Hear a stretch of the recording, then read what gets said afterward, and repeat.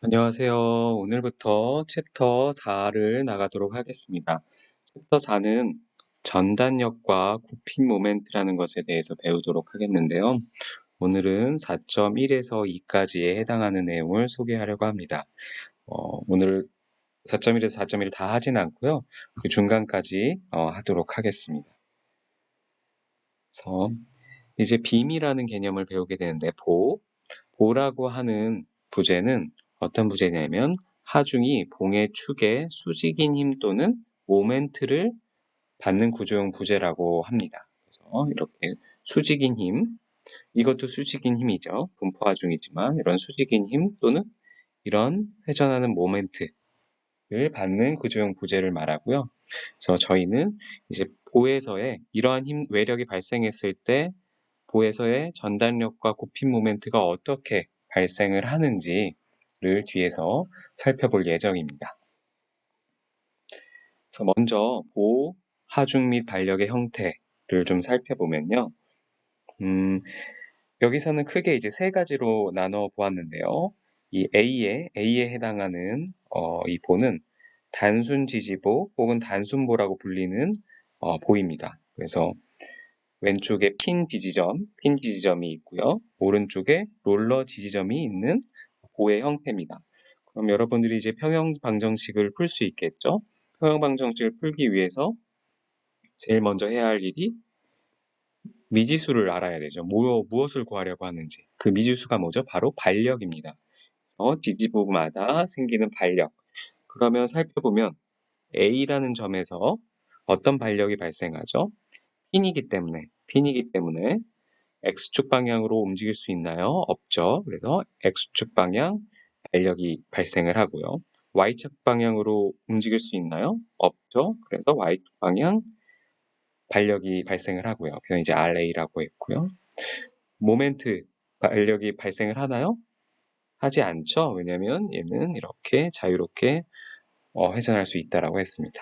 그럼 이 점에서의 또 반력을 살펴보면 X축으로 움직일 수 있나요? 이 롤러 때문에 움직일 수 있죠. 그래서 X축 반력은 없고 Y축으로는 움직일 수 없어서 붙어 있는 거라고 했죠. 떨어지지 못하는. 그래서 Y축 반력은 발생하고 동일하게 모멘트는 발생하지 않습니다. 이 점에서는 회전할 수가 있다. 그러면 이렇게 반력이 하나, 두 개, 세 개, 이 세 개가 이제 미지수가 되는 거고요. 그럼 외력은 뭐가 있죠? 현재 P1, P2가 이런 식으로 작용을 하네요. 이런 힘들을 집중하중이라고 합니다. 왜 집중하중이라고 하냐면 한 점에 힘이 집중해서 주어졌기 때문에 집중하중이라고 하고요. 다음과 같은 P2는 수직으로 작용을 했지만 P1은 수직으로 작용하진 않았죠. 알파라는 각도를 가지고 작용을 할 수도 있습니다. 그리고 오른쪽에 있는 경우 Q의 경우에는 이 경우를 분포하중이라고 하고, 그러니까 디스트리뷰티드 로드, 분포하중 중에서도 등분포하중 또는 등하중이라고 합니다. 왜냐하면 이 힘이 유니폼하게 정해진 그 구역에 주어지기 때문이죠. 그래서 모든 이 지점에 동일한 Q라는 힘이 이렇게 주어진다고 생각을 하시면 됩니다. 그리고 오른쪽에 이제 B의 경우를 한번 살펴볼게요. B의 경우를 이렇게 한쪽 벽에 고정이 되어 있고 나머지 한쪽이 이렇게 자유로운 경우를 캔틸레버보라고 합니다. 그래서 구체역학의 구조 문제에서 굉장히 많이 나오는 케이스예요. 그래서 캔틸레버 빔이라는 용어는 알아두시는 게 좋습니다. 이 보호 같은 경우에는 일단 반력이 어디에 발생할까요? 요 지지된 곳에 벽에 붙어 있으니까 X축으로도 반력을 받고 Y축으로도 이동 못하니까 반력을 받고 또 얘가 회전하지 못하니까 당연히 모멘트도 발생을 하겠죠. 그래서 세 가지 발생할 수 있는 모든 반력이 벽에는 존재합니다. 그래서 이 경우엔 미지수가 3개가 되는 거죠. 그래서 여기서도 동일하게 집중하중 하나 P3가 있고 이 영역에 분포하중이 발생을 하는데 이 경우는 아까 이 왼쪽의 경우와 다르게 선형 변화 하중입니다. 그러니까 힘이 등분포가 되는 게 아니라 선형적으로 늘어나거나 줄어드는 형태로 힘이 작용한다라는 이야기죠. 그 다음에 이제 C점을 한번 살펴보면 C점을 돌출보라고 하고, 돌출보는 어떻게 다르죠? 아까 이 A라는 단순 지지보를 비교해 봤을 때 그 오른쪽 부분이 이렇게 돌출됐다라고 해서 돌출보입니다. 이렇게 돌출보고, 그래서 이 경우에는 또 반력이 어떻게 발생을 하느냐 보면, 얘 같은 경우에 이제 현재 사실 보시면 얘가 핀 하중이죠. 핀 지점이라서 Y축 반력이 있고 X축 반력도 있을 법한데 안 그렸죠. 왜 그럴까요? 어차피 X축으로 작용하는 힘이 하나도 없기 때문에 반력이 발생할 수 있지만, HA가 발생할 수 있지만 얘는 어차피 0입니다. 그렇죠? 반력이 발생할 수 있지만 0. 그래서 나중에 이제 헷갈리시는 게, 반력이 존재하냐 안 하냐와 반력이 존재하는데 그 크기가 0이냐는 다른 개념이에요. 그렇죠? 그래서 반력이 존재할 수 있으나 값이 0이다. 이런 경우에는. 그래서 어쨌든 수직 하중이 있고 집중 하중이 있고, 이번에는 이 점에서 모멘트가 발생하는 경우가 있네요. 그래서 무력이라고도 하기도 하고 모멘트라고 하고, 영어로는 커플러라고 하는 M1이 발생하는 케이스를 그려보았습니다. 그래서 보의 형태는 이런 식으로 되는 거고, 이런 힘의 형태는 문제에 따라 달라지는 거예요. 제가 원하는 힘을 줄 수 있는 거고요. 이 때에 따라 반력이 0이 될 수도 있고 또 0이 아닌 값이 될 수도 있는 거고요. 그래서 이러한 세 가지 케이스가 있다. 그리고 각각의 케이스에 대해서 또 저희가 한번 풀어볼 겁니다. 실제 수를 미지수를 넣어서, 변수를 넣어서. 그리고 이제 또 특이한 경우가 하나 나오는데, 이완점, 릴리즈라는 게 적용이 될 수 있는데요. 이 이완점의 특징은 뭔가 이완시키는 거잖아요. 그러니까 힘을 빼앗는다라고 생각을 해야 될까요? 그러니까 충력, 전단력, 굽힘 모멘트, 비틀림 모멘트 등 발생할 수 있는 힘들이 전달되지 않도록 하는 점입니다. 그래서 예를 들어 충력 이완점, 왼쪽에 보면 충력 이완점은 보면 뭔가 얘랑 얘가 이렇게 맞물려 있어서 양쪽으로 이런 식으로 돼 있어서 얘가 안으로 왔다 갔다 들어갔다 나왔다 할 수 있을 것 같이 생겼죠. 그래서 한마디로 오른쪽에서 왼쪽으로 미는 힘이 왼쪽에서 오른쪽으로 미는 힘이 이 오른쪽에 전달이 안 되게 만든 구조라고 생각하시면 됩니다. 그거를 그냥 이렇게 단순하게 기호로 표현을 한 거예요. 이 좌우로 자유롭게 들어갔다 나왔다 할 수 있는 구조. 그러니까 X축 방향의 힘이, 충력이 전달이 안 되는 겁니다. 축 방향으로 힘이. 전단력 이완점을 보면 이 양쪽을 이렇게 해놓고 여기다가 도로를 이렇게 만들어놨죠. 이러면 예를 들어 얘가 이쪽으로 내리는 힘이 여기에 발생한다고 했을 때 그게 이 오른쪽에 전달이 될까요? 안 되겠죠. 그냥 쭉 이동을 해버릴 테니까요. 그쵸? 이게 그냥 이렇게 붙어 있었으면 여기에다가 전단력을 주면 얘가 전단력을 받을 텐데, 얘 같은 경우는 전단력을 받질 않겠죠. 여기가 그냥 자유롭게 Y축으로 움직일 수 있으니까. 오른쪽 굽힘 모멘트 이완점은 얘는 또 요걸 기점으로 이렇게 자유롭게 굽혀진다라고 생각을 하시면 돼요. 회전할 수 있다. 그러니까 굽힘 모멘트가 여기서 발생을 할 수가 없습니다. 자유롭기 때문에. 항상 뭔가 자유롭지 않아야 힘이 발생할 수 있는데, 전달이 될 수가 있는데, 얘는 뭐죠? 얘는 딱 보면 뭔가 이 가운데 쪽에 있는 애가, 가운데 있는 애가 이 안에 이렇게 들어가 있어서 이렇게 자유롭게 회전할 수 있게 생겼죠? 자유롭게 회전할 수 있는 형태. 그러면 이쪽에 이렇게 비틀려 줘봐야 오른쪽에 힘이 전달이 될까요? 안 되겠죠. 그냥 회전하고 마는 겁니다. 그래서 얘를 비틀린 모멘트 이완점이라고 한다. 그래서 이런 것들을 넣게 되면 이제 뒤에서 문제를 풀어봐야 이해가 되시겠지만, 문제를 풀 때 이완점을 기준으로 절단된 독립적인 자유물체들로 분리할 수 있다. 이게 무슨 말인지 그러면 뒤에서 문제를 풀어보시면 압니다. 그래서 이런 충력 이완점이 있는 부분을 딱딱딱딱 잘라서 문제를 풀게 돼요. 그렇게 되면 뭘 할 수 있냐? 추가적인 평형방정식을 사용할 수 있게 됩니다.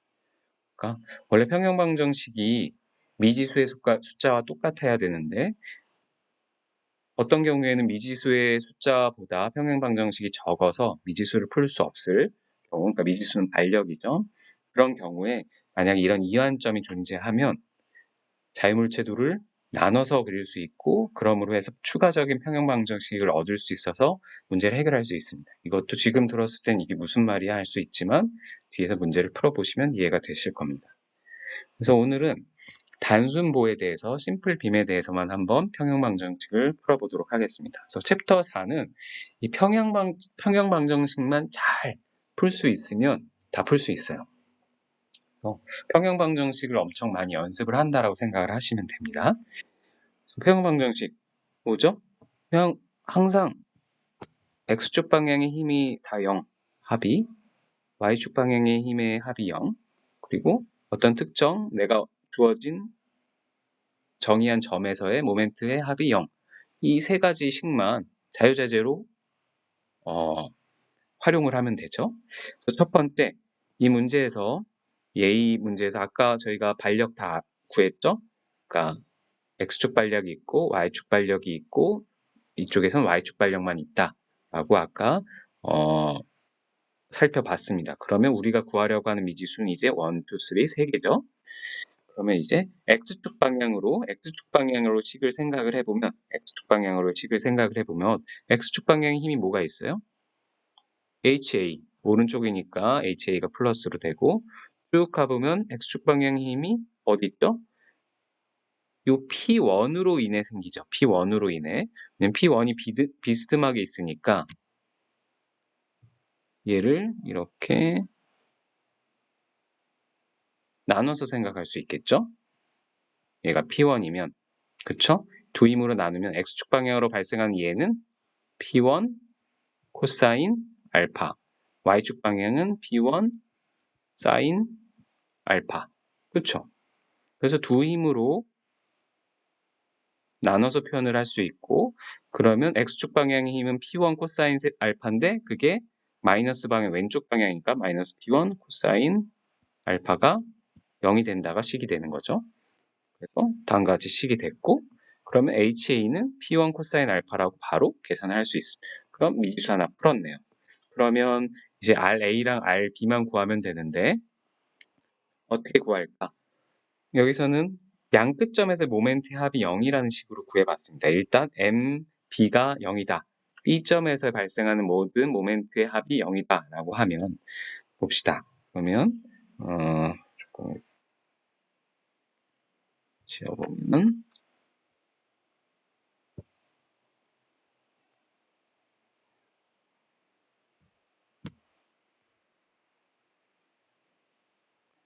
P점에서 모멘트를 발생시키는 걸 한번 볼게요. 일단 HA가 P점에 모멘트를 발생시키나요? 못하죠. 왜죠? 이 점에서의 수직인 힘이어야 되는데 얘는 수직인 힘이 아니라 그 점을 향한 힘이죠. 그래서 얘는 모멘트를 발생시키지 못하면 B를 회전시키지 못해요. 그럼 RA는 할 수 있죠. 수직으로 떨어진 거리니까요. 이렇게. 그리고 거리는 L이고 그럼 방향만 알면 되는데 이 B점 기준으로 이 RA는 어떤 식으로 회전을 할 수 있어요? 이렇게 할 수 있죠. 이렇게 하면 플러스인가요? 마이너스인가요? 오른손 법칙에 의하면 오른손 법칙을 이 참 동영상에서 보여드릴 수가 어려운데 이 엄지가 네, 참 그리기 어렵습니다. 엄지가 안쪽으로 들어가요. 안쪽으로. 그래서 엄지가 안쪽으로 그림이 더 이해가 안 되네요. 원래 그림 잘 그리는데 보면 이 안쪽으로 들어가는 방향이라서 얘는 마이너스입니다. 마이너스. 그래서 이 B점 기준으로 시계 방향은 마이너스라고 생각을 하시면 되고요. 그러면 RA 곱하기 L 근데 방향이 마이너스이기 때문에 마이너스 RA 곱하기 L이 하나 있는 거고 그 다음에 또 오른쪽으로 쭉 와보면 이 P1이 얘를 회전시키는데 힘을 나눴을 때 P1 사인 세타, P1 코사인 세타 어떤 게 모멘트를 발생시키나요? P1 사인 알파가 발생을 시키겠죠. 왜냐면 수직인 힘이니까. 수직인 힘만 여기 모멘트를 줄 수 있으니까 P1 사인 알파고 길이는 여기서까지 거리죠. 그러면 거리는 L 빼기 A네요. 그쵸? L 빼기 A고. 그럼 플러스인지 마이너스인지만 보면 되는데 아래로 누르는 힘은 이런 방향으로 힘이니까 얘는 플러스죠. 오른손 법칙으로 하면 엄지가 바깥쪽으로 여러분들이 보고 있는 그 화면의 바깥쪽으로 엄지가 솟아오르게 되고요. 반시계 방향이면 플러스라고 생각을 하시면 됩니다. 플러스고 그러면 플러스. 그 다음에 이제 오른쪽으로 또 가면 또 누가 발생을 시켜요? P2가 발생을 시키고 얘는 플러스 방향. 그쵸? P2 플러스 방향. 그리고 거리는 여기서부터 여기까지가 L 빼기 B네요. 근데 그쵸? L 빼기 B.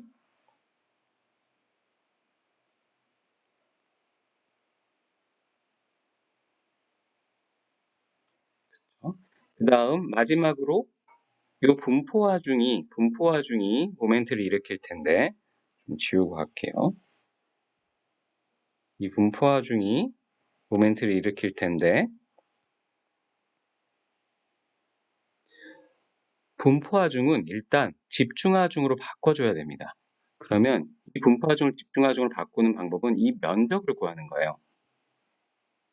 분포화중이라는 건 이 범위에서 동일한 힘이 Q만큼 주어졌다라는 것이기 때문에 그럼 이 힘은 얼마일까요? Q 곱하기 C가 되는 거죠. QC. 그쵸? 근데 그럼 분포하중이 되면 어디에 하중이 가야 될까요? 바로 이 경우에는 등분포이기 때문에 딱 무게중심이라고 생각을 하시면 돼요. 중간. 이 중간에 QC라는 힘으로 집중하중이 가해지는 거와 이 C만큼의 구간에 Q라는 분포하중을 가하는 거랑 동일하다. 그래서 QC라는 이 집중하중으로 바꿔준 후에 모멘트를 계산하면 QC 그리고 방향은 이 방향이니까 플러스 방향이죠. 플러스 그리고 그럼 거리는 여기서 여기까지 거리니까 C의 2분의 1이죠.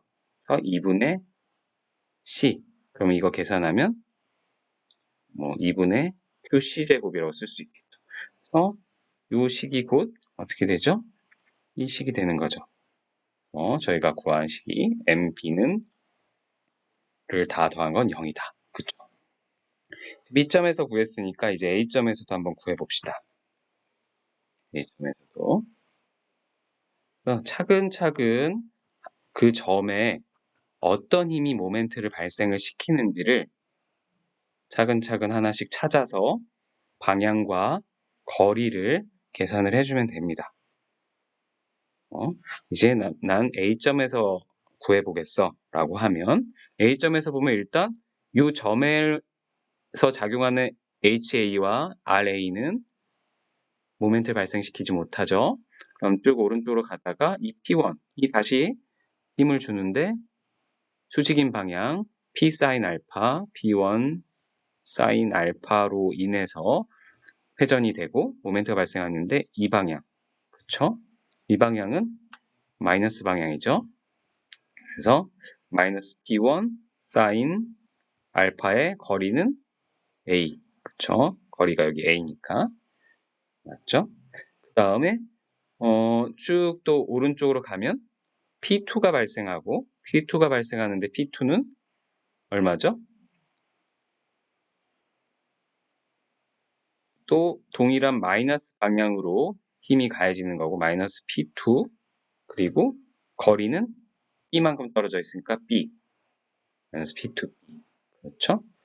그 다음에 또 오른쪽으로 쭉 오니까 또 분포하중을 만났네요. 분포하중을 만났는데 분포하중은 아까 구한 대로 중간점에 Q 곱하기 C만큼 요 길이 C만큼의 집중하중이다. 그러면 얘는 또 이런 식으로 힘이 발생하니까 또 마이너스. 그래서 마이너스 QC 곱하기 이거는 거리가 얼마예요? 여기서 여기까지니까 전체 길이에서 2분의 1 C를 뺀 거랑 똑같죠? L에서 2분의 C를 뺀 거만큼 될 테고, 마지막으로 오른쪽으로 가면 RB가 회전을 시키는데 A점을 어떤 방향? 이 방향. 그게 이제 플러스 방향이 나온 거죠. 그래서 플러스 RB. 거리는 L이죠. L만큼 떨어져 있죠. L. 이게 0이다. 그래서 그 식을 저는 이제 이거랑 같죠.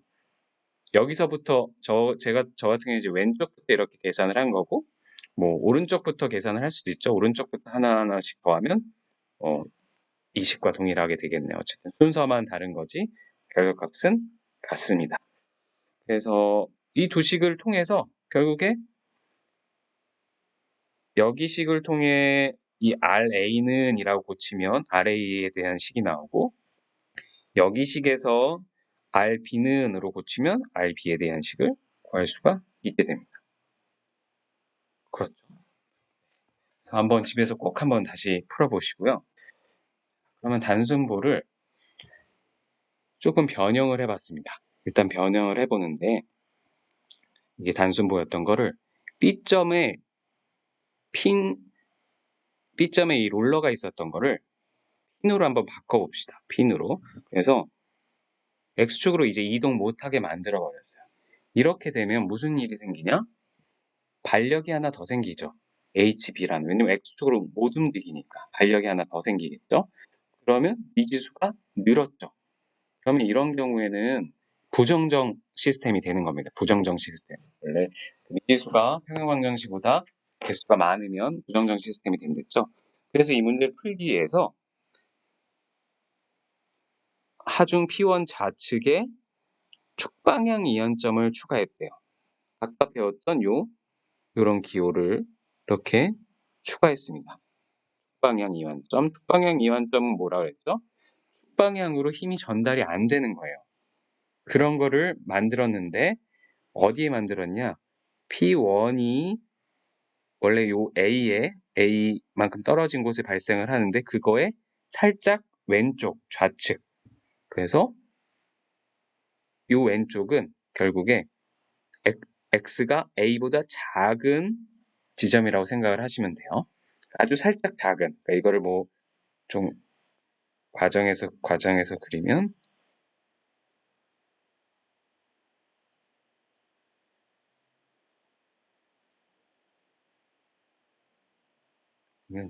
지금 P라는 힘이 뭐 여기에 이렇게 주어졌다고 생각을 하시면 돼요. 여기에 딱 걸린 게 아니라 그 살짝 오른쪽에. 그렇죠? 그래서 X는 A보다 작은 지점이라고 생각을 하시면 됩니다.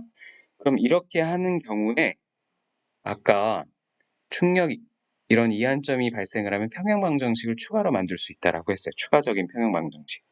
그래서 그것을 어떻게 하는지 한번 봅시다. 그래서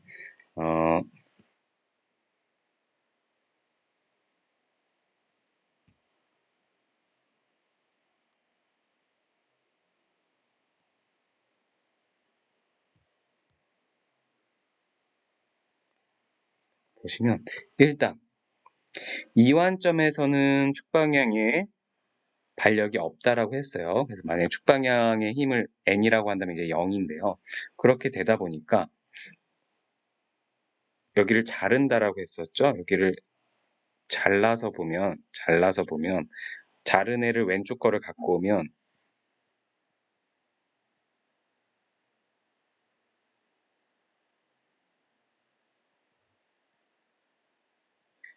이렇게 돼 있는 거예요. 그러니까 오른쪽에 뭐 많은 일들이 있겠지만 잘랐을 때 축방향으로 전달되는 힘이 전혀 없기 때문에 이 축에는 어떤 힘도 발생을 하지 않아요. 축방향으로. 그러면 HA가 결국에 어떻게 되겠어요? 그냥 0이 되겠죠. 그렇죠? 그리고 이제 HB 같은 경우에 이제 오른쪽을 만약 그리면 오른쪽을 이렇게 그리면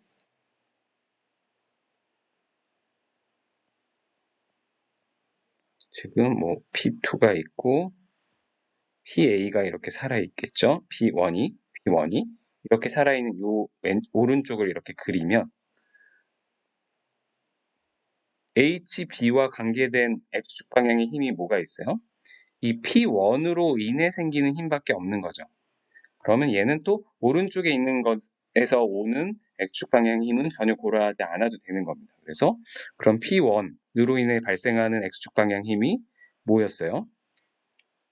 P1에서 의해서 이쪽 P1 코사인 알파였잖아요. 그쵸? 그러니까 요 힘과 요 힘을 더하면 0이 되는 거죠. 그래서 왼쪽 방향이니까 마이너스 P1 코사인 알파 플러스 오른쪽 방향 HB는 0이 된다. 라는 평행방정식이 되는 거고 결국엔 그 식이 곧 HB는 P1 코사인 알파가 되는 거죠. 이해가 되시나요? 그래서 이런 이완점이 발생을 하면 이완점에서 딱 잘라서 한쪽 방향 그리고 다른 쪽 방향에 서로 분리된 그 뭐죠? 갑자기 프리바디 다이어그램을 그리면 자유물체도 갑자기 한국말이 안 돌았네요. 자유물체도를 그려서 각각의 식으로 해결을 할 수가 있다라는 겁니다. 근데 주의해야 할 게 이 충력 이완점이 어디에 존재하냐를 보고 여기서 보면 x가 a보다 작을 때였기 때문에 정교하게 이렇게 잘랐을 때 A점에 발생하는 이 P1은 오른쪽에 해당하는 거다. 그리고 나머지는 왼쪽이다. 라는 것만 주의하시면 됩니다. 오늘은 일단 여기까지 하고요. 캔틸레버 공부하는 다음 시간에 같이 살펴보도록 하겠습니다. 감사합니다.